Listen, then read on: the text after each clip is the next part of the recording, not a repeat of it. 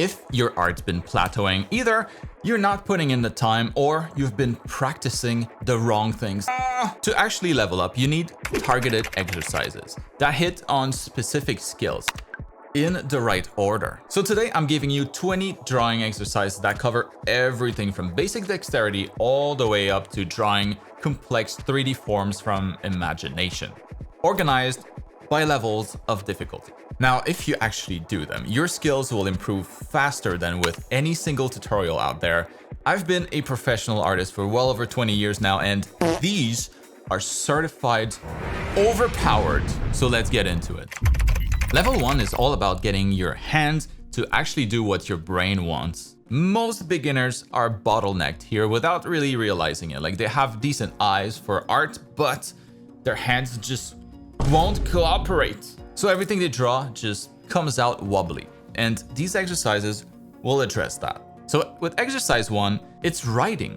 Yeah, just writing. It sounds silly, maybe, but writing letters is one of the highest precision movements that your hands already know how to do. So warming up by writing out the alphabet, your name, random sentences, it gets your fine motor control online really fast, especially if you've been off the tablet for a couple of days. Like, good handwriting usually translates to good pen control. Exercise 2 is line stacks. So you'll draw a series of parallel straight lines and then a series of curved ones. And I try to keep the spacing consistent. That might sound super basic, but this is the fastest way to develop your hand dexterity and your line confidence. So just like I'm doing, you want those strokes to be quick and in one go, because most beginners draw lines that wobble or drift, and stacking forces you to confront that weakness directly. Exercise 3 is circles and rotations. You'll draw circles, lots of them, in one motion, like not chicken scratch. And the technique here does matter.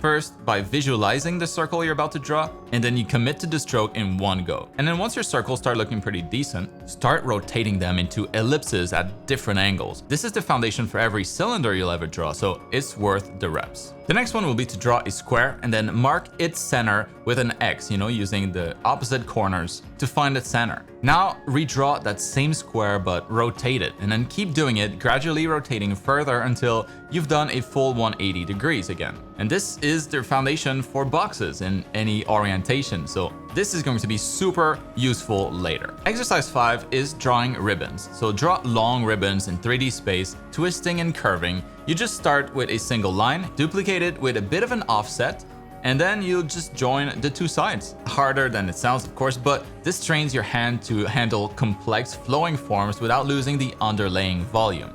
And it's great preparation for eventually drawing hair, things like fabric, a lot of organic things. Now, exercise 6 is shape extrusion. So the evolution of the ribbon is to extrude basically any 2D shape. So draw whatever you want and then extrude it into 3D by adding depth, like turning a flat letter into a chunky 3D version. Now, if level 1 already feels hard, that's completely normal. That's exactly the muscle that you're training. Just do the reps, 10 minutes a day for a couple of weeks, and you'll see a significant difference. Now, level 2 is all about training your eye. Because even with great dexterity, if you can't actually actually observe what you're drawing accurately, well, your art's going to be off. So these exercises are meant to sharpen your visual perception. Exercise 7 is all about symmetry. So you draw a shape using curves and straights, and then you draw the same shape on the other side, trying to perfectly mirror it. Next, you have shape matching. So a variant on the previous one will draw literally any shape, and then next to it, try drawing a duplicate as identical to the original as possible. Exercise 9 is drawing silhouettes. So draw recognizable silhouettes using references, but no internal details. So like a character, an animal, vehicle, just whatever. The exercise forces you to make the form readable from shape alone, focusing your observation only on the outline of what you're drawing, and it's amazing to train your observation. Exercise 10 is symmetry in perspective. So this one's harder, and so you take a square in perspective and try to draw something symmetrical inside it that respects the perspective. So both halves match.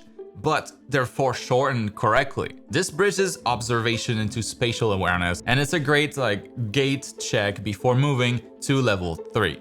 So now if you've done level 1 and 2 consistently, your foundation is probably solid enough that everything that you draw should already be looking significantly better. But knowing what to practice and in what order is exactly the kind of thing that most self-taught artists have a hard time figuring out, which is likely why most of them plateau for years. And that's why I built Art School the way that I did. It's my complete art education program structured into 10 terms that take you from absolute basics all the way up to professional work. Every term builds on the last, with weekly assignments, roughly 90 hours of carefully structured video content, and a Discord community where students can hang out, exchange feedback, and level up together.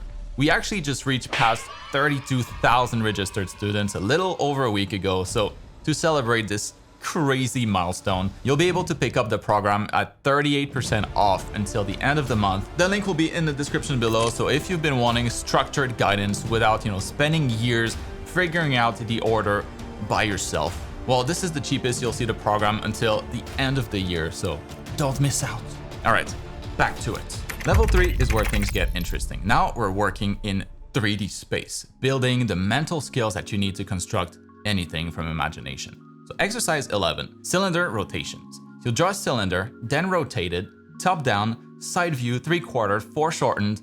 Get comfortable with how the ellipses change as the angle changes.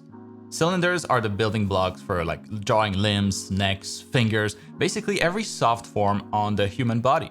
Exercise 12, we're going to rotate some boxes. So we can start with the horizon line, and then we just practice drawing boxes at different positions and angles, all relating correctly to that horizon.